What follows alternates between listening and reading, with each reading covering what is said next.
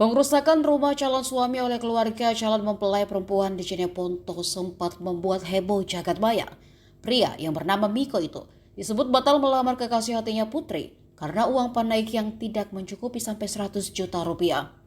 Kisah cinta berakhir pilu ini terjadi antara Miko dan Putri. Miko adalah pemuda dusun Embo, Desa Toratea, Kecamatan Tamalatea. Sedangkan Putri tinggal di Kecamatan Binamu, Kabupaten Jeneponto, Sulawesi Selatan. Dari video yang diunggah akun Facebook Ahmad Oktober, terungkap pula kejadian sebelum pengrusakan itu terjadi. Ayah Putri, Daeng Sila, menceritakan jika calon menantunya awalnya akan datang membawa uang panai pada Sabtu 5 April 2025. Namun pagi harinya, salah seorang keluarga yang bernama Maka datang membawa kabar buruk. Sang calon mempelai pria batal datang karena tidak punya uang panai. Daeng Sila kaget, namun ia kemudian bertanya kepada anaknya, apakah masih mau menerima Miko sebagai suaminya?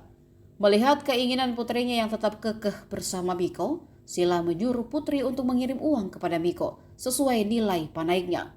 Nantinya akan dibawa kembali Miko kepada Putri sebagai uang panaik. Tapi rencana Sila ditolak keluarga besarnya.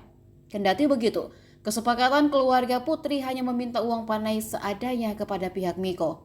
Apakah itu 1 juta rupiah atau 10 juta rupiah? Sebab, kata Sila, terpenting ada mahar emas meskipun 1 gram. Pihak keluarga Putri lalu menuju rumah Miko. Sayangnya, pagar rumahnya sudah digembok dan pintu rumah ditutup. Kata tetangga, Miko dan orang tuanya ke Makassar sejak subuh. Keluarga besar Putri mulai emosi. Maka lalu mendatangi ayah kandung Miko di Bungung Lompoa, Tamalatea. Namun tetap tak ada jalan.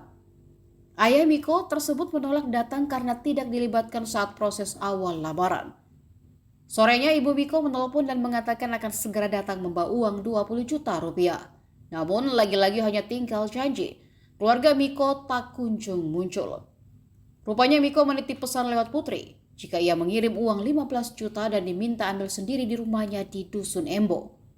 Jika tidak, maka rencana pernikahan mereka batal. Daeng Sila yang mendengar itu tidak terima. Ia merasa tidak dihargai. Kata Sila, seandainya calon menantunya mau datang membawa uang, ia pasti akan menerima berapapun nilainya. Amarah yang semakin mendidih memaksa keluarga Putri bertindak anarkis. Alhasil, rumah orang tua Miko diduga menjadi sasaran amukan massa dari pihak Putri.